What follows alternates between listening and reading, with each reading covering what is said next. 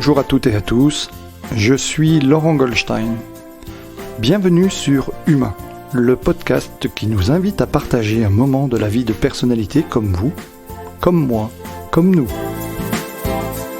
Tous ont accepté de faire un bout de chemin avec moi pour vous partager durant 1 heure leur humanité à travers la singularité de leur parcours et de leur chemin de vie. Bonne écoute!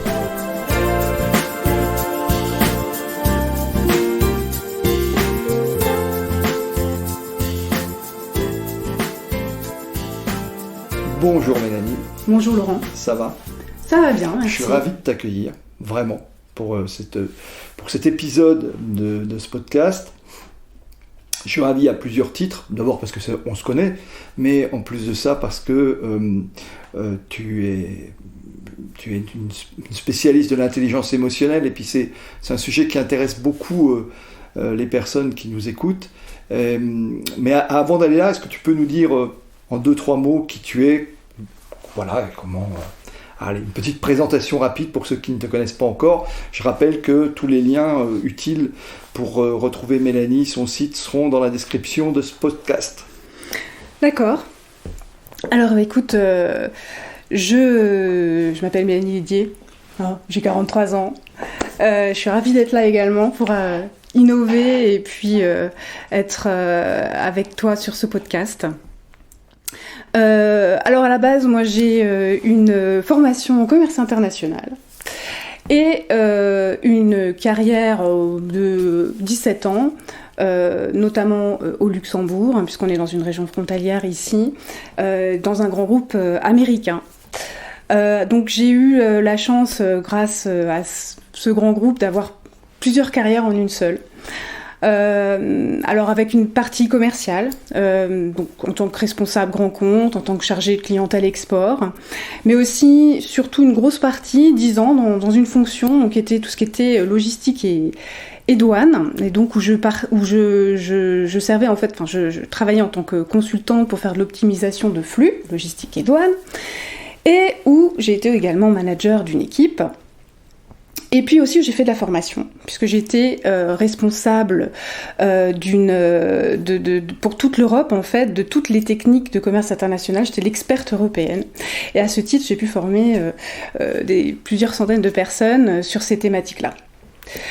Alors, donc effectivement, dans tout ce parcours, je dirais qu'il y a un point crucial qui m'a vraiment plu, qui a été un tournant dans ma carrière, c'était le moment où je suis devenue manager.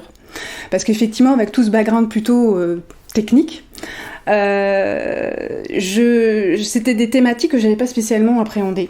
Voilà, le manager, comment on devient manager, comment on arrive comme ça avec une équipe, comment on gère ces personnes, on essaie de répondre à leurs besoins, on essaie de faire au mieux. Et ça m'a posé énormément de questions. Et dans ce cadre-là, j'ai eu beaucoup de chance aussi, puisque j'ai eu beaucoup de formations, donc des formations de développement de leadership, comme un peu à l'américaine. C'est là aussi où j'ai pu découvrir toute cette approche manager-coach, qui est une manière d'utiliser des techniques de coaching dans son management. Donc on est plus à l'écoute, plus dans la recherche du développement du potentiel des collaborateurs, où on va apprendre à faire des feedbacks constructifs.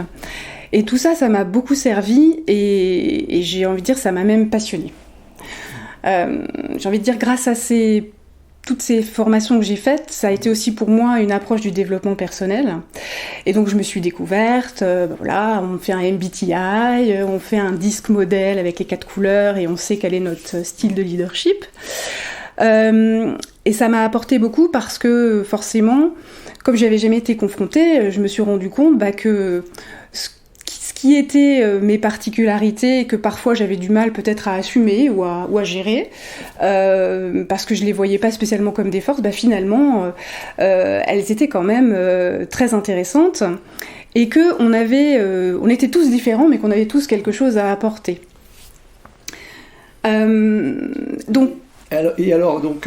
Comment tu arrives à cette fonction? Est-ce que assez rapidement dans ta jeunesse, tu t'es dit je vais devenir manager dans un grand groupe? Comment ça s'est fait? Est-ce que c'est fait naturellement, une expérience en amenant une autre, ou c'était vraiment un choix de vie? Alors non, en fait ça a été plus la rencontre, on va dire, avec un manager, un manager qui m'a accompagnée pendant 10 ans, pendant toute cette période de douane et de logistique, qui alors a été, on va dire, le parfait manager coach dans toute, on va dire ça. Si on voulait prendre un exemple, voilà, ce serait lui. Et qui m'a un jour, enfin voilà, qui m'a poussée en dehors de ma zone de confort, puisque si tu veux, moi j'ai jamais été spécialement comme ça, par défaut, j'ai jamais dit j'aurai un objectif, je serai manager, je vais diriger, voilà. Mais il s'est trouvé que dans la structure, ça s'est fait. Il y a eu cette proposition qui est venue de sa part, et puis bon, forcément. Moi, je me disais, est-ce que je vais y arriver ? Est-ce que je vais avoir assez de compétences ? Et en même temps, j'avais envie d'y aller. Ouais. Mais c'était le côté de dire, voilà, est-ce que je vais oser ? Et donc, lui m'a dit, écoute, maintenant, t'es arrivé à cet âge-là, t'es arrivé à 34 ans, maintenant c'est bon, t'as tout ce qu'il faut pour être manager, il serait temps même. Je dis, bon, ok. Et puis donc j'ai pris le challenge en fait et en fait j'ai adoré ça. D'accord. Donc en fait tu t'étais pas prédestiné pour ça. Tu avais fait ta formation de commerce international et du jour au lendemain on te dit ok tiens et pourquoi pas tu managerais l'équipe en fait. Oui. C'est ça. Alors même si tu avais fait des formations en fait les formations sont arrivées après. D'accord. Et alors donc, ça c'est la partie de ton parcours de vie, j'ai envie de dire, professionnel. Et à quel moment tu as le déclic ? Parce qu'on peut le dire, aujourd'hui, t'es coach, c'est toi qui accompagnes les autres, tu accompagnes les managers, les organisations, les entreprises. T'es passé de l'autre côté de la barrière. Et comment est-ce qu'on en arrive là ? C'est-à-dire, est-ce qu'il y a eu des rencontres déterminantes quelque chose qui t'a dit à un moment, allez, je change de voie, je quitte le confort de ce type de grande entreprise. Comment ça s'est passé tout ça ? Alors, on peut avoir nos auditeurs peuvent très bien se dire, bah tiens, moi je voudrais savoir comment on vient faire ce métier. Voilà. Tout à fait. Alors, je vais revenir sur ce manager qui m'a marqué beaucoup parce que c'était la première fois que quelqu'un était réellement humain dans l'entreprise. Ça tombe bien, c'est le titre du podcast, humain. Exactement. En fait, il avait cette façon, cette écoute, cette bienveillance.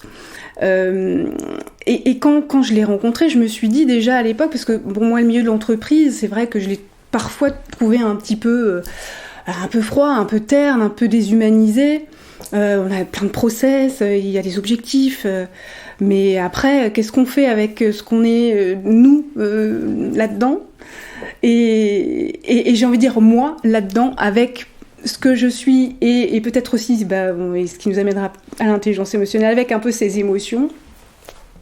Et c'est la première fois qu'un manager m'a dit, mais tu sais, d'avoir des émotions, Mélanie, c'est tout à fait normal, c'est ok. Et puis, il vaut mieux les laisser sortir. Et tu sais... il n'y a pas de problème, voilà. Et je me suis dit... C'est-à-dire, ce que tu es en train de me dire, c'est qu'il existe des grandes entreprises, de grands groupes, oui. où on peut encore, et je pense que ça donne beaucoup d'espoir, finalement, on a des managers qui sont capables de dire à leurs collaborateurs, leurs proches collaborateurs, il n'y a pas de problème, laissez venir les émotions, et si vous n'êtes pas d'accord, dites-le, si vous êtes en colère, montrez-le. Si vous êtes triste, exprimez-le. Si vous êtes joyeux, exprimez-le. Donc voilà, donc c'est ça en fait. C'est super encourageant. Ce que c'est exactement dire, en fait. Ça. Et si tu veux, pour moi, ça a été une des révélations qui m'a permis de me dire c'est possible. C'est-à-dire c'est possible de se comporter comme ça en tant que manager, en tant que leader, d'être à l'écoute, d'être humain. Et de laisser la place aux émotions. Et ça, du coup, ça m'a donné envie, moi, dans ma propre pratique ensuite de manager, de tendre vers ça, finalement. Et c'est pour ça que j'ai eu envie de faire ces formations. Et que de fil en aiguille, donc formation de leadership, de management, etc. Et de fil en aiguille, on va dire que la part de mon travail en tant que manager qui m'intéressait le plus, c'était vraiment le développement de l'humain.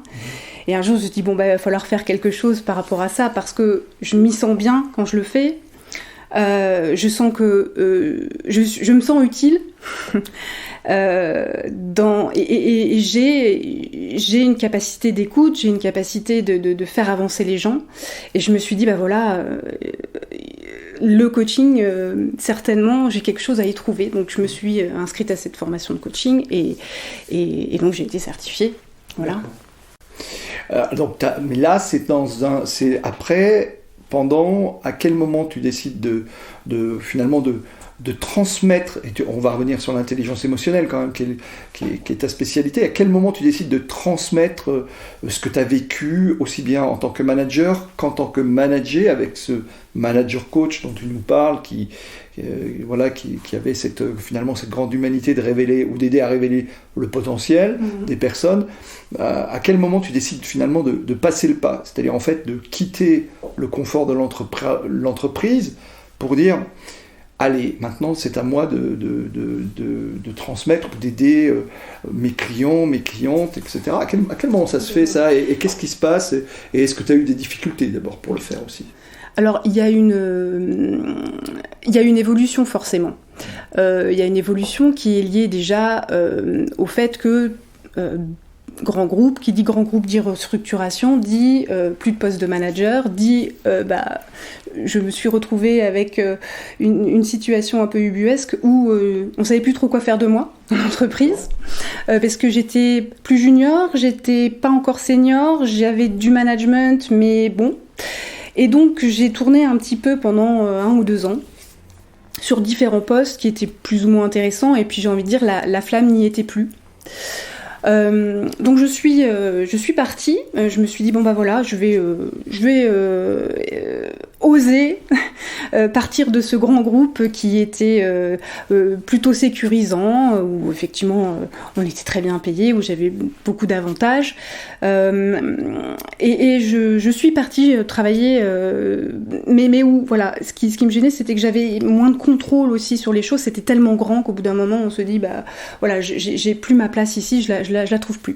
Donc j'ai décidé d'aller mettre mes compétences au service d'une association professionnelle, puisque j'étais spécialiste en logistique et en douane, qui faisait la promotion des associations de toutes les activités logistiques et professionnelles. Et puis il se trouve que je n'y ai pas trouvé ma place. Donc c'était beaucoup plus petit, mais du coup, pour le coup, le type de management était on va dire, pas forcément adapté à ce que j'avais envie, moi. Et puis on n'a pas réussi à travailler ensemble, en fait, tout simplement. On n'a pas réussi à s'accorder dans les objectifs, c'était une toute petite structure, donc forcément ça faisait beaucoup de changements, mais c'était aussi ça qui m'attirait, parce que j'avais l'impression que j'aurais peut-être plus de contrôle sur ce que je ferais. Et c'est là que le déclic il est venu, c'est de se dire bon bah écoute Mélanie, tu tournes en rond depuis quelques années avec cette idée de coaching dans la tête, tu t'y sens bien, pourquoi tu n'irais pas faire une formation maintenant, et puis on verra. D'accord. Donc moi je suis partie comme ça, en disant vraiment il y a ce moment où... T'as senti le déclic, en fait. Ouais, c'est ça. C'est-à-dire où il fallait un changement. C'est quelque chose qui était en maturation depuis des années, oui. Et à un moment là, tu t'es dit c'est le moment. Quoi, c'est ça. Parce que finalement, même en ayant changé... C'est naturellement, en fait. C'est ça. Même en ayant changé, je ne retrouvais pas ma place. Et puis bon, il se trouve aussi que, justement, pour m'aider, à ce moment-là, je me suis fait aider par une coach. Et donc j'ai découvert de manière très concrète, puisque bon, moi j'avais l'approche manager coach, mais pas l'approche coach individuelle, comment ça se passait. Et du coup, le fait d'avoir eu cette expérience très concrète et de voir ce que ça m'apportait moi et ce que ça m'a fait, comment ça m'a aidé pour prendre mes décisions et justement pour avancer vers mes objectifs, je me suis dit bah voilà, ça y est, c'est ça, faut y aller. Et puis il faut tenter. J'ai eu la chance aussi de connaître quelqu'un qui avait aussi fait cette formation. D'accord. Précédemment, et qui m'en avait dit beaucoup de bien, et du coup qui m'avait un peu inspirée en me disant ce serait super chouette de pouvoir réaliser cette formation. Et aller au bout de quelque chose, de quelque part, cette intuition que j'avais, que j'avais quelque chose à y apporter. D'accord. Ok. Ça n'a pas été j'imagine que ça n'a pas été forcément simple, parce que tu étais salarié dans une très grande entreprise. Hein. Après, tu as décidé de continuer l'aventure dans une entreprise à taille plus restreinte. Et à un moment, on passe de la très grande entreprise à la petite entreprise, à l'individu, c'est-à-dire en fait à toi qui décides de partir seul. Ça n'a pas été forcément simple. Quelles sont les difficultés que tu as rencontrées ? Est-ce que tu as eu des doutes ? Est-ce que ça a été difficile ? Ou ça t'a semblé tout ça assez naturel ? En fait, oui, forcément, on a des doutes. J'ai eu des doutes. Alors, pas tellement dans ce que je peux apporter aux autres, dans le fait que je me sens à l'aise avec ce métier, mais c'est parfois, oser aller jusqu'au bout de son projet, de devenir, d'être indépendant, d'aller à nouveau, finalement, c'est vraiment sortir de sa zone de confort tout le jour, quoi. Alors que, quelque part, dans une grande entreprise, on s'installe quand même dans une certaine zone de confort, malgré tout. Mais je crois que c'était certainement ce que j'ai recherché, peut-être inconsciemment, parce que j'avais besoin, je me sentais plus à l'aise dans ce confort trop épais. Et puis, je crois que même s'il y a eu des doutes et des difficultés, ce qui est important pour moi, c'est d'être plus alignée avec ce que je suis, avec mes valeurs, avec ce en quoi je crois, et de pouvoir vivre au quotidien maintenant dans ce métier-là, ce en quoi je crois, c'est-à-dire que l'humain est important pour l'entreprise, l'humain, le développement des gens, que il faut savoir. Aujourd'hui, le coaching permet d'accompagner les gens, les aider à être mieux dans leur vie, dans leur travail. Et si je peux contribuer à ça par ce projet-là, c'est formidable. Et alors, c'est super ce que tu nous apportes là. Mais par exemple, quel conseil intuitivement tu pourrais donner à quelqu'un qui aurait ou le même parcours t'as une dimension assez internationale aussi, tu l'as pas dit, parce que moi je te connais un peu, j'ai suivi ton parcours, et donc tu as cette dimension internationale. Tu parles plusieurs langues, tu pourrais effectivement travailler un peu partout, et tu t'es bien rendu compte, tu l'évoquais là, il y a quelques instants, qu'en fait dans beaucoup d'entreprises il y a des personnes qui sont sous pression, peut-être encore plus aujourd'hui qu'avant, et que toutes n'ont pas la chance d'avoir un manager coach ou un mentor ou un guide comme toi, tu as eu la chance d'en avoir. Quel conseil tu pourrais leur donner à toutes ces personnes qui vivent sous pression permanente, ou en tous les cas qui nous l'évoquent, ou qui nous disent, quel conseil tu pourrais donner, parce que j'imagine qu'elles peuvent aussi, en t'entendant, se dire « Waouh, j'aimerais bien suivre le même chemin que Mélanie ». Est-ce qu'il y a un conseil particulier, ou pas d'ailleurs, hein, je veux dire. Si tu veux, moi, quand j'ai eu tous mes doutes quand j'étais en entreprise, et que j'ai eu ces difficultés où j'avais du mal à trouver ma place, que je ne savais plus où j'en étais, c'est ma meilleure amie qui m'a dit « Écoute, moi je suis allée voir un coach il y a quelque temps parce que j'avais tel problème, et je te la conseille, va voir, on ne sait pas. Mais je suis sûre qu'elle t'apportera quelque chose, je suis sûre que ça pourra te faire du bien. » Et c'est vrai que puisque je le suis devenue, c'est que j'en suis convaincue, et je trouve que malgré tout, ça reste assez peu connu finalement. En tout cas, peut-être que c'est pour moi, c'est-à-dire que le coaching, les gens n'osent pas forcément. Les gens n'osent pas peut-être passer la porte d'un coach ou appeler un coach justement pour se faire aider.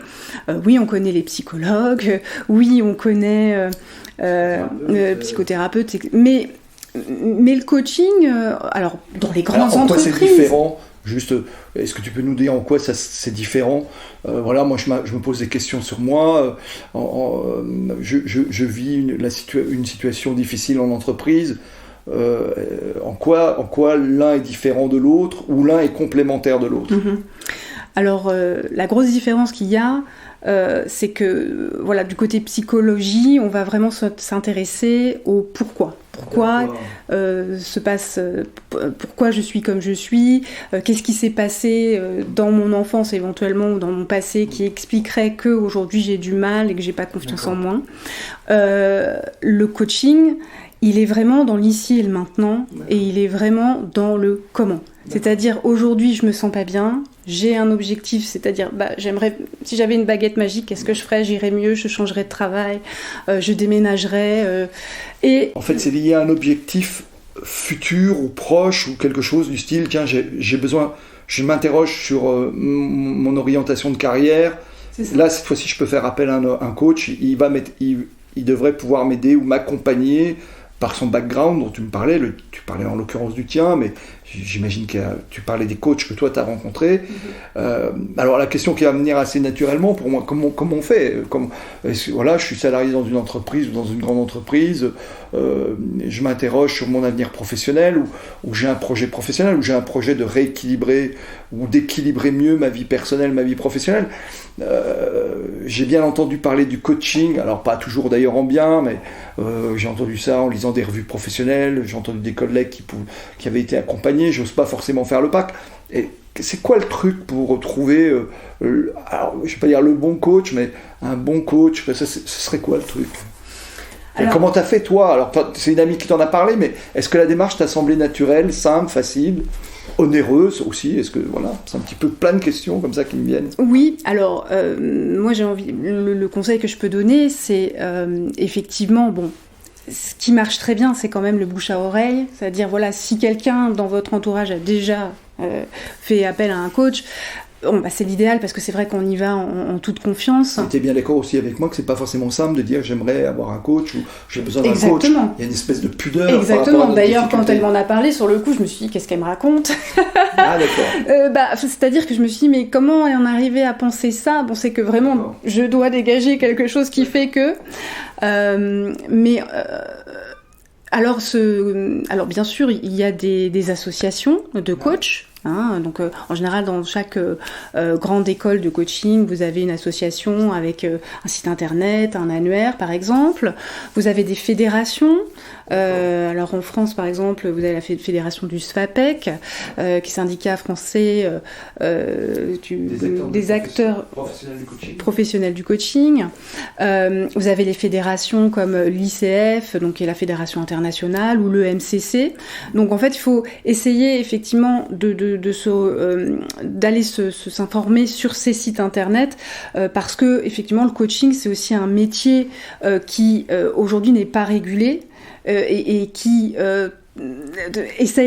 tente de l'être le mieux possible en ayant en fait des cadres par le biais de ces fédérations. Donc à partir du moment où déjà vous vous rapprochez d'un coach qui est dans une fédération ou dans une association qui a une certification officielle. Donc ça, je vais pouvoir le vérifier quand je vais voir le coach. Ouais. Mais pour le trouver, est-ce que... Alors tu m'as dit le bouche à oreille, mais moi je me mets à la place des tas de gens qui nous écoutent et qui sont par exemple dans des entreprises ou des grandes entreprises et qui savent pas, qui n'osent pas forcément en parler. Alors aller sur Internet, bien sûr... là, on va tomber sur une nébuleuse avec peut-être beaucoup de choses, un mix entre des coachs professionnels et puis des gens qui font du développement personnel. Et là encore, ça va être finalement un petit peu des gens qui se déclarent coach et puis qui n'ont peut-être pas le vécu ou le background ou les formations ou les compétences que tu as depuis des années. Mais comment est-ce que tu as un truc, toi, qui pourrait dire voilà, tenez, moi, sans faire de publicité, hein, bien sûr, on est bien d'accord, mais le plus simple, ça serait quoi? Est-ce que tu recommandes effectivement d'aller sur les sites des fédérations et puis d'appeler ou de leur demander ou de leur envoyer un message? C'est la bonne formule pour toi, en fait? Faire un mail, je pense à SFAPEC, MCC, ICF ou des choses comme ça, c'est le plus simple, et leur demander, tiens, j'aimerais rencontrer un professionnel. D'ailleurs, qu'est-ce que tu recommandes d'ailleurs? Est-ce qu'il faut en voir 1, 2, 3? Comment on fait? Parce que je sais que je ne suis pas un spécialiste des thérapeutes, mais qu'est-ce que tu recommandes dans ce domaine? Alors, bon, moi ce que je recommanderais, c'est... on va dire, la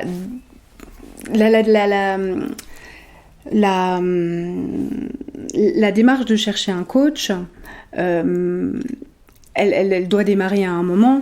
Et effectivement, si on s'est fait conseiller et que la personne a un site internet, ça nous permet déjà de voir un petit peu son profil. D'accord. Qu'est-ce qu'elle a fait comme background avant ? Est-ce que c'est une personne qui vient du milieu de l'entreprise ? Est-ce que c'est une personne qui vient du milieu de l'enseignement ? Est-ce que c'est une personne qui vient plutôt du milieu de la psychologie du travail ? En fonction de ça, ça va peut-être créer chez la personne qui cherche un coach un espèce de lien. On va se dire, je me sentirais peut-être plus à l'aise avec ce type de personne ou cet autre type de coach.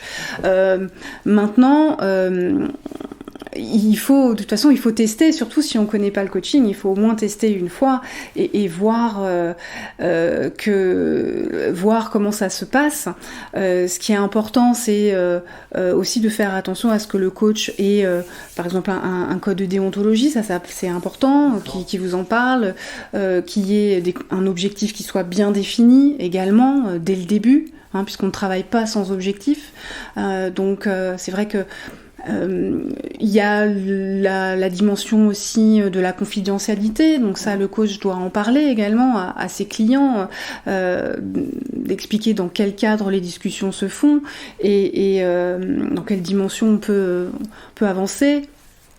Voilà, c'est D'accord. Un petit peu les points, de vigilance. Les points de vigilance. Et puis, sans doute, j'imagine que la rencontre doit s'opérer, c'est-à-dire qu'il doit y avoir une rencontre entre deux personnes pour avoir cette relation de confiance qui doit s'établir. Exactement. C'est ce que toi, tu as vécu, toi, dans tes coachings, en fait. Quand toi-même, tu t'es fait accompagner, en fait. C'est ça. C'est-à-dire qu'effectivement, il y a cette relation de confiance qui est très importante, qui va permettre au coaché de s'ouvrir, de réfléchir, d'oser aussi pratiquer les outils qu'on va lui proposer, etc. Et ça, c'est une relation de confiance on peut pas savoir à l'avance, mais il faut qu'elle soit là. Et si elle n'est pas là, alors se poser la question éventuellement de changer de coach. Alors, on va venir maintenant à ta spécificité, parce que tu as fait un travail remarquable qui, je crois, doit être disponible. Alors, je ne sais pas s'il est disponible sur ton site, mais je l'ai vu encore sur ta page LinkedIn. J'ai vu, voilà, tu as fait un travail remarquable sur l'intelligence émotionnelle. Tu as fait un écrit dans le cadre de ta certification en tant que coach. Est-ce que tu... Alors, parle-nous un petit peu de cette intelligence émotionnelle. Beaucoup de gens en entendent parler. Oui. Beaucoup de gens ont des méconnaissances aussi par rapport à ça, pensent connaître, et puis finalement c'est pas ça du tout. Moi j'ai lu naturellement les ouvrages dans le milieu des années 90, milieu des années 90, les ouvrages de Daniel Goleman, etc. Mais est-ce que tu peux nous en dire un peu, de manière simple, qu'est-ce que c'est que cette intelligence émotionnelle ? Puis la question qui va venir assez naturellement, à quel moment tu t'y es vraiment intéressé ? Tu m'as expliqué tout à l'heure qu'il y avait le mentorat de ton manager coach tel que tu l'appelles, mais à quel moment tu t'es intéressé, à quel moment tu as approfondi le sujet et à quel moment tu en as fait une spécialité ? Ça fait beaucoup de questions. Ouais, alors on va le prendre une après l'autre. Allez, vas-y, prends-les comme tu veux. Alors, je vais peut-être expliquer d'abord qu'est-ce qui m'a amené à cette thématique. Alors, ce qui m'a amené, ça va peut-être te décevoir, je sais pas, mais c'est une intuition au départ. Au départ, c'est ça. D'accord. Intuition et émotion, ça va bien ensemble. Ouais. Donc, c'est-à-dire, ça provient quand même, ça vient aussi quand même d'une petite frustration qui fait que dans ma grande entreprise américaine, il y avait des formations sur l'intelligence émotionnelle et j'ai pas eu le temps de les faire. Voilà. Mais le fait que effectivement que je sois dans cette structure-là, on était un petit peu, on va dire, toujours à la pointe en fait des dernières idées un petit peu originales et modernes du management, donc manager coach, et l'intelligence émotionnelle vient directement des États-Unis. C'est essentiellement des chercheurs américains qui ont fait vraiment, en tout cas, les recherches fondatrices dans ce domaine-là. Et donc, tous nos managers américains étaient sensibilisés, on va dire, un petit peu, plus ou moins, enfin de près ou de loin, mais en tout cas, avaient entendu parler de ça, et nous, on entendait un petit peu parler. Et c'est vrai que je me disais, intelligence émotionnelle, il y avait quelque chose qui me parlait, mais ça m'intriguait. Et puis ça m'intriguait qu'on puisse aussi parler d'émotions dans le milieu de l'entreprise, où moi j'avais quand même l'impression qu'elles n'avaient pas trop franchement leur place. Donc il y a eu cette frustration de ne pas avoir pu en savoir plus, et effectivement quand je me suis lancée dans ma formation de coaching et qu'au bout du 2e jour on nous dit voilà, il faut avoir un thème de mémoire et développer son mémoire. J'ai écrit quelques thèmes, et celui-là il est tombé tout de suite en premier.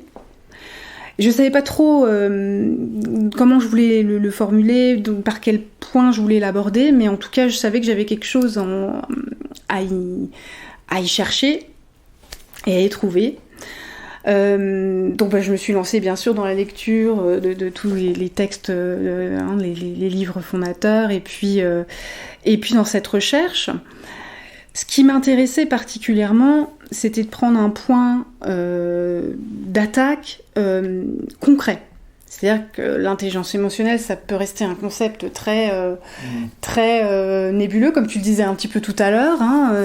Mais moi, ce que je voulais, c'était arriver à l'expliquer dans un contexte utile, concret, pragmatique, et notamment dans le contexte de l'entreprise. À quoi ça pouvait servir. Tu l'as mis tu as fait ce travail à destination des managers, ou en quoi l'intelligence émotionnelle pouvait être utile aux managers. Exactement. C'est ça. Exactement. D'accord. Et alors en quoi Alors en quoi ? Donc en fait l'intelligence émotionnelle, Daniel Goleman qui est c'est un docteur en psychologie américain, et c'est celui qui a repris en fait les recherches qui avaient été faites par les 2 grands chercheurs initiaux sur la thématique qui s'appelle Meyer et Salovey, et il a lui écrit un livre, donc l'intelligence émotionnelle, c'est un livre, s'il y en a un à lire sur cette thématique, c'est quand même celui-là qui date de 1995. Il a en fait on va dire vulgariser toutes ces recherches pour les rendre accessibles au grand public. Et ensuite, Daniel Goleman s'est vraiment spécialisé dans justement l'application de l'intelligence émotionnelle dans les entreprises. Et lui, il l'explique vraiment de manière très à l'américaine, ultra pragmatique, et ça j'aime bien. C'est, voilà, l'intelligence émotionnelle, c'est savoir gérer ses émotions et savoir mieux appréhender celles des autres. Voilà. Il le dit de manière très très simple comme ça. Mais bon, en réalité, on peut dire il y a un peu 4 facettes. C'est vraiment d'abord la conscience de ses propres émotions, la régulation de ses propres émotions. Donc en fait, le processus d'intelligence émotionnelle, il se passe comme ça. Au début, on ressent des émotions et on va se poser la question, qu'est-ce qui se passe en moi quand je ressens cette émotion ? Déjà de savoir aussi tout simplement l'accepter, la reconnaître. C'est le premier processus. Et puis se poser la question, tiens, c'est marrant, à chaque fois que je suis dans cette situation, je vais ressentir cette émotion. Et d'essayer de se dire, qu'est-ce qui fait que donc ça participe en fait finalement à mieux se connaître également dans sa partie émotionnelle. Ça veut dire en fait quand je reçois une émotion, quand quelque chose se passe en moi, faire un peu d'introspection au moment où arrive l'émotion ou a posteriori. C'est-à-dire en fait, moi je me souviens d'un truc d'une de mes professeurs qui disait toujours quand une émotion arrive, répétez-vous 5-6 fois qu'est-ce qui se passe en moi, ou comme c'est intéressant. Une émotion arrive, dites-vous plusieurs fois comme c'est intéressant. Ce qui permet à la fois de ne pas surréagir, parce qu'on est en train d'analyser ce qui se passe en nous, et donc de ne pas surréagir notamment face à une agression ou quelque chose d'agressif. Et puis, effectivement, de se dire, tiens, il y a un truc qui est déclenché, parce que les émotions... je parle sous ton contrôle, c'est essentiellement hormonal, voilà, il y a plein de choses qui nous arrivent dans l'organisme, c'est physique, c'est chimique. Et on peut pas, alors ce qu'il faut être clair, vraiment dès le départ avec les émotions, c'est qu'on peut pas les contrôler. C'est-à-dire si elles veulent arriver, elles arrivent. D'accord. Et on peut faire ce qu'on veut, elles seront là. Si on essaie de les réfréner, ça peut être pire, c'est ça en fait. Ça peut être pire, et d'ailleurs c'est ce qui explique la plupart du temps, qui dit émotion non gérée, dit stress, et qui dit stress sur le long terme, dit à la fin un burn-out. Donc quand on est en train de parler d'entreprise, de risques psychosociaux, etc., on est en plein dedans. Ça veut dire qu'en fait, quelque chose qui pourrait être préventif, finalement, au burn-out et qui pourrait être utile dans le mieux-être aux entreprises, ça serait d'avoir ou d'accompagner les salariés, les collaborateurs, ou éventuellement de leur donner des cours ou des formations sur cette intelligence émotionnelle ou sur qu'est-ce que les émotions, etc. J'ai un peu de mal à... Je pense que ça doit être assez difficile à faire admettre de la même manière qu'une entreprise a beaucoup de mal à... Il y en a, bien sûr, je ne généralise pas, mais il y a beaucoup d'entreprises qui ont du mal à mettre en place des stages ou des formations sur la meilleure gestion du stress, parce que bien sûr, ça pourrait dire le travail est stressant, en fait. Voilà.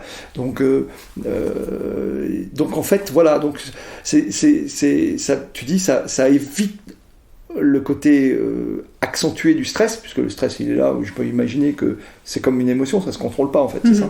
Tout à fait.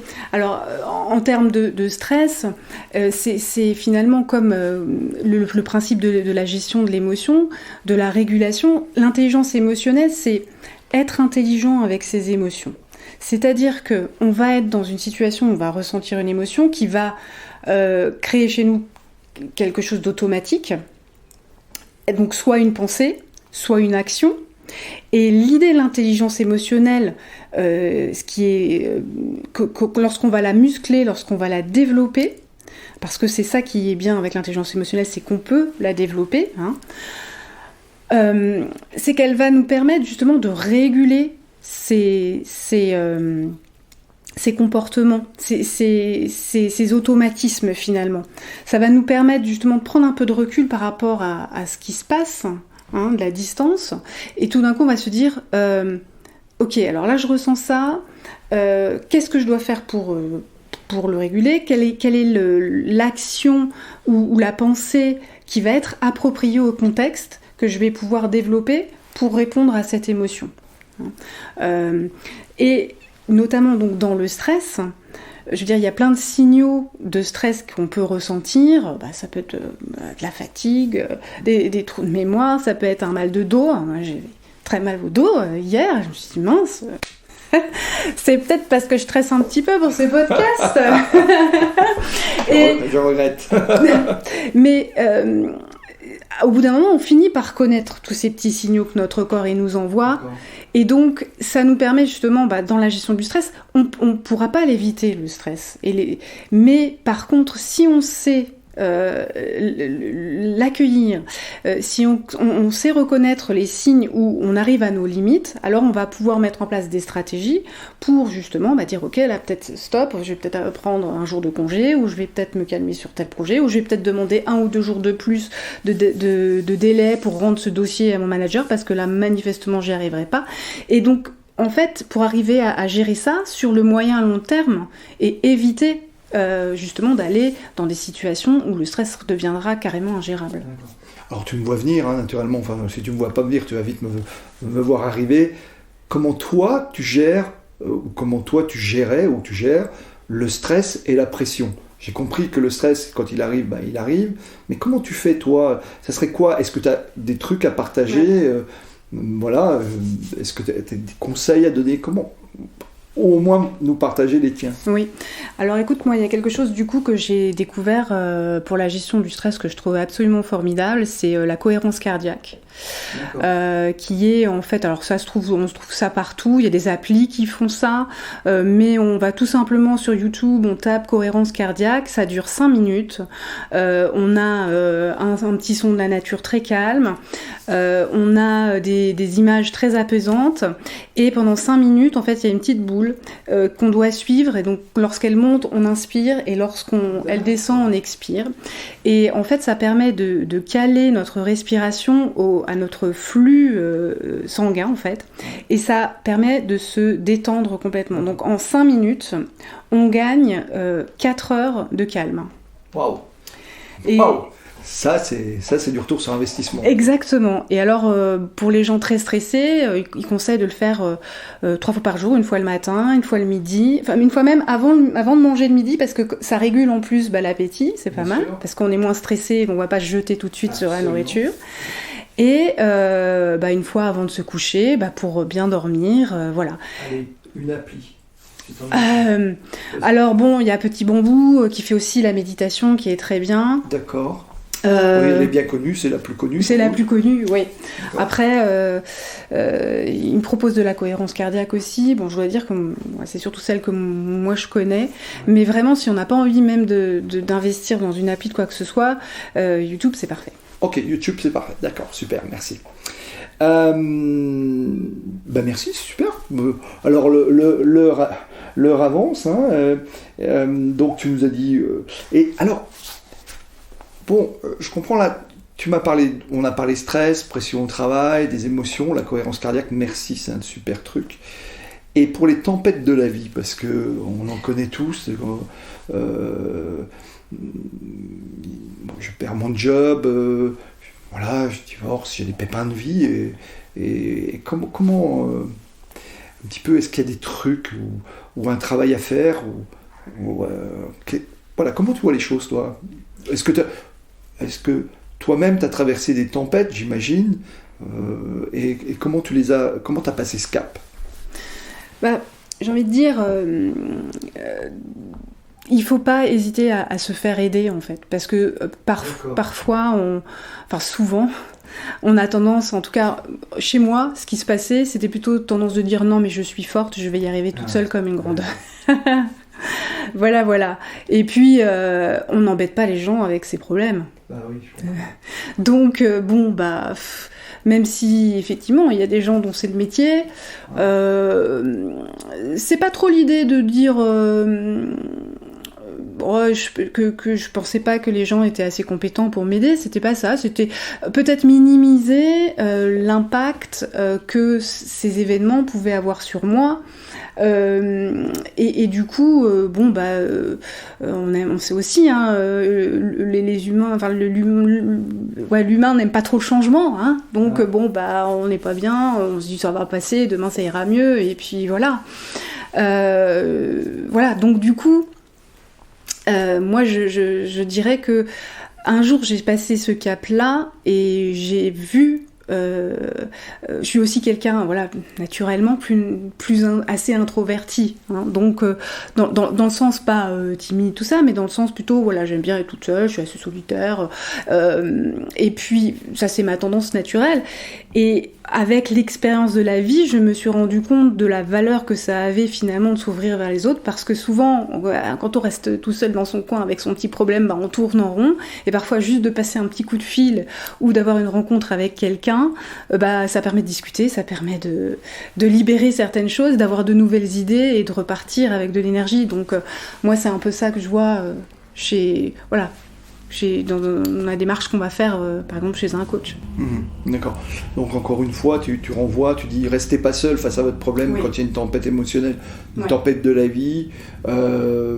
Alors, soit vous faites accompagner par un professionnel, soit n'hésitez pas à en parler à vos amis ou à les gens de votre entourage, en fait. En parler, c'est déjà un début. C'est un début, en fait. Mettre des mots sur le ressenti, en fait, c'est ça. Oui, également. Alors, moi, j'ai un truc, hein, mais je voudrais bien un petit peu que tu me dises ce que tu en penses, parce que c'est le journal réflexif, hein, quelque chose qui était comme ça. Moi, j'aimais bien chaque matin noter ce qui se passait en termes émotionnels, ou quand une émotion arrivait, j'aimais bien la poser sur le papier, essayer d'analyser. C'est un peu le journal intime, finalement, qu'on peut avoir plus jeune ou des choses comme ça. C'est aussi utile, ça, tu penses, ou vraiment il faut poser les mots avec l'oralité? Je pense qu'effectivement ça peut dépendre des gens, hein. Peut-être que des personnes vont être beaucoup plus à l'aise avec l'écrit qu'avec l'oral, et je pense que ça peut être vraiment une très bonne pratique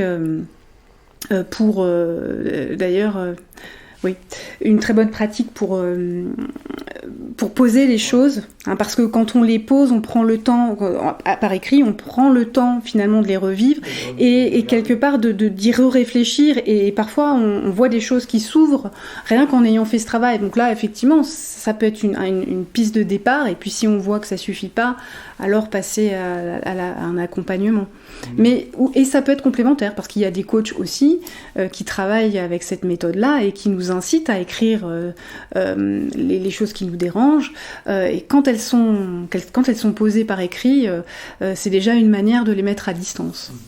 Alors, tu dis les émotions, finalement, elles arrivent, on va les gérer, mais c'est difficile, de les anticiper ou de les contrôler, ou d'avoir le truc qui empêcherait qu'elles arrivent, y compris même le stress.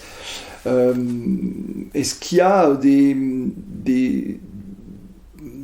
là encore, je ne vais pas dire trucs, mais des choses où, par exemple, il y a eu un certain nombre d'ouvrages qui sont sortis sur levez-vous tôt le matin, faites des rituels. Est-ce que les rituels, ça peut aider, ou est-ce que c'est finalement complémentaire, ou est-ce que finalement ça n'a pas d'influence sur l'émotion? C'est-à-dire, en fait, imaginons que je fasse alors, j'imagine que la méditation, oui, peut-être, tu parlais de petits bambous, la méditation, le yoga, ça, je pense que tu le disais par rapport à la cohérence cardiaque, mais en dehors de ça, est-ce que le fait de ritualiser les choses peut aider, ou est-ce qu'à l'inverse, le fait de ritualiser envoie vers une notion de contrôle, et qui fait que dès qu'il y a une perturbation dans le système, je peux avoir l'impression de perdre mes repères? J'avoue que j'ai deux questions en une. Oui, mais j'ai envie de dire, en fait, ça dépend vraiment des personnes et de leur approche, quoi. Dans le sens où il y a des gens que ça va rassurer vraiment d'avoir un rituel, et que dans ce rituel-là, elles vont se retrouver et justement pouvoir avoir un certain apaisement parce qu'elles savent que c'est contrôlé. Et puis d'autres, donc ça va absolument faire peur, parce qu'ils vont se dire, oh là là, la vie, il faut en profiter tous les jours, machin. Donc j'ai envie de dire, c'est plus une conscience de soi-même et de ses propres fonctionnements. C'est-à-dire, à chaque fois, tout le monde est différent, tout le monde a une manière différente d'approcher la vie, et en fonction de ça, c'est pour ça que c'est intéressant d'aller dans une dimension de développement personnel et de mieux se connaître, pour justement savoir qu'est-ce qui nous convient le mieux. D'accord, très bien. On va bientôt arriver au terme de notre entretien. Je vais te poser quelques questions, comme elles viennent. La première, quelqu'un qui souhaiterait suivre le chemin qui est le tien, ou en tous les cas s'intéresser à cette intelligence émotionnelle, est-ce qu'il y a des formations, est-ce qu'il y a des choses facilement accessibles, est-ce qu'il y a, tu parlais d'appli tout à l'heure pour la cohérence cardiaque, mais est-ce qu'il y a des choses sur l'intelligence émotionnelle, j'ai envie de m'y intéresser, imaginons que j'ai envie de m'y intéresser, quels conseils me donnerais-tu pour que je puisse approfondir cette thématique de l'intelligence émotionnelle? Alors bien sûr, il y a des livres qui sont très bien faits, donc notamment ce dont on discutait tout à l'heure, donc le livre de Daniel Goleman qui est sur l'intelligence émotionnelle, qui est un bon pavé, on est parce d'accord. Parce que là, les nouvelles éditions... Oui, alors elle regroupe les deux, donc il y en a une pour le développement personnel, et puis une plutôt orientée travail, donc à la limite, voir un petit peu dans quelle dimension ça vous intéresse plus particulièrement, et s'intéresser à ça. Ensuite, bien sûr, il y a un centre de l'intelligence émotionnelle en France, qui est un site internet avec des formations. Alors personnellement, j'ai voulu justement, moi, étant spécialisée dans le domaine, j'ai voulu aussi me certifier auprès de ce centre de l'intelligence émotionnelle, ce qui me permet ça, en fait... trouve facilement? Oui, puisque je suis en fait répertoriée dans l'annuaire de ce centre. Non, alors ok, donc toi, on sait qu'on va pouvoir te trouver facilement, mais le centre, comment on fait on tape Centre de l'intelligence émotionnelle. Centre de l'intelligence émotionnelle. Tout simplement D'accord. sur Internet. D'accord. Et donc il explique de manière très pragmatique. Alors ce qui est intéressant, c'est qu'effectivement, une fois qu'on est parti du concept, c'est de décliner ça en compétences émotionnelles. Qu'est-ce que ça veut dire, l'intelligence émotionnelle? On le découpe en 15 grandes compétences, et on propose un outil qui est un test en fait. Donc pour ceux qui connaissent le MBTI en personnalité, c'est un peu un équivalent. C'est un test qui permet de Alors faire... pour nos éditeurs français, on va dire MBTI. MBTI, pardon, oui. Qui permet de faire un bilan en fait de son niveau d'intelligence émotionnelle. Ah, bien. Et alors, sur ces 15 compétences, alors parmi les compétences, on a l'empathie, on a l'amour-propre, on a, je les cite un petit peu en vrac comme ça, mais on a tout ce qui est relations humaines. Et donc, on a une jauge qui nous permet de savoir où nous situer. Et ce qui est très intéressant, en fait, dans cet outil, c'est que chaque compétence travaille avec d'autres et que ce qui fonctionne bien, ça va être nos forces, c'est formidable, et on va pouvoir aussi déterminer des axes de développement et à partir de là pouvoir développer certains points, certains aspects de notre intelligence émotionnelle. Bon, on ne va pas parler bassement matérialiste, ça coûte cher, c'est... Alors un bilan complet, alors avec un débrief, donc le test plus le débrief, on est à peu près dans les 300 €. Ah ouais, d'accord. Voilà. Donc c'est abordable pour quelqu'un qui souhaiterait, un professionnel qui souhaiterait faire ce bilan d'intelligence émotionnelle. Exactement. Et ensuite, effectivement, une fois qu'on a déterminé un angle d'attaque de développement, eh bien, on peut poursuivre par des sessions de coaching qui permettent d'évoluer dans son niveau d'intelligence émotionnelle. Alors, ce qui est formidable pour notamment les professionnels, c'est qu'il y a aussi un rapport spécialisé pour le leadership. Donc, on a déterminé les compétences clés du leadership et en fonction de ça, on peut vraiment appuyer sur les compétences les plus importantes pour développer le leadership des managers, des dirigeants. Super, merci beaucoup. J'arrive maintenant à mes 2 dernières questions. La première, c'est quel livre si tu avais un livre à choisir, si tu avais un seul livre à nous conseiller, ou un seul livre qui ne soit pas d'ailleurs forcément lié à la thématique, quel serait-il ? Alors, écoute, tu m'as inspiré un peu tout à l'heure quand tu m'as dit tu m'as parlé de cette histoire de rituel, et j'ai pensé à ce livre que j'ai lu, que je trouve très très bien, qui s'appelle, j'ai un petit doute en fait, c'est le journal, il me semble, le journal du bonheur de Jonathan Cohen, Lehman. Oh là là.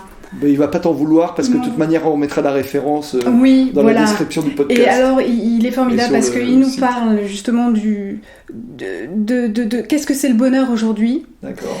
Et de comment on peut, par des toutes petites choses tous les jours, essayer de profiter de la vie et de développer ces petits moments de bonheur qui sont importants pour se sentir vivre. Super, merci beaucoup Mélanie. Dernière question. Qui devrais-je inviter, d'après toi, pour un prochain épisode du podcast ? Eh ben écoute, ce que je trouverais formidable, c'est si t'arrivais, puis on va rester dans la thématique un peu, c'est si t'arrivais à inviter Christophe André, par exemple. Ouais. Ah oui, je mets la barre très haute. Je mets la barre très haute, hein. Je vais l'invitation Christophe André est lancée. Voilà. J'avais pensé à Thomas Pesquet au début, hein, tu vois. Oui, mais là, je crois qu'il va pas être disponible dans les semaines à venir. Quelques 6 mois, mais dans les semaines et mois à venir, mais c'est d'accord, tu mets la barre très haute. Je te remercie, c'est bien. Tu crois en moi, t'as confiance. Exactement. Je dis, Mais, bien sûr, dans la dimension de bienveillance, d'humanité, rêvons un peu. Merci beaucoup Mélanie d'être venue pour cet épisode. On va retrouver tous... quand même, ton mémoire sur le travail que tu as fait, est-ce qu'il est disponible ou on peut le trouver ? Alors on peut le trouver sur ma page LinkedIn. LinkedIn, d'accord, oui, je l'avais vu. Mais... Ok, donc il est accessible librement. Librement. Et ben voilà, c'est déjà une première lecture. Ouais. Merci beaucoup d'être venue Mélanie, c'était un plaisir, j'espère qu'on se reverra. Et en tous les cas, oui, nous nous reverrons, parce que nous sommes amis par ailleurs, mais on aura l'occasion peut-être, une fois que j'aurai Christophe André, de te faire revenir. Merci, à bientôt Mélanie. Merci bien Laurent. Au revoir.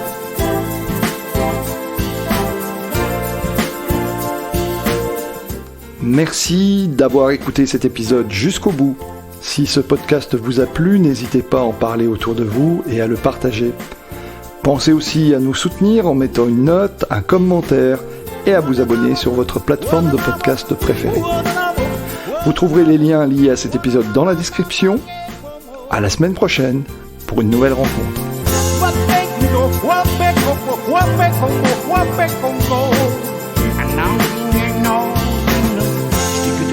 Stikke dava fe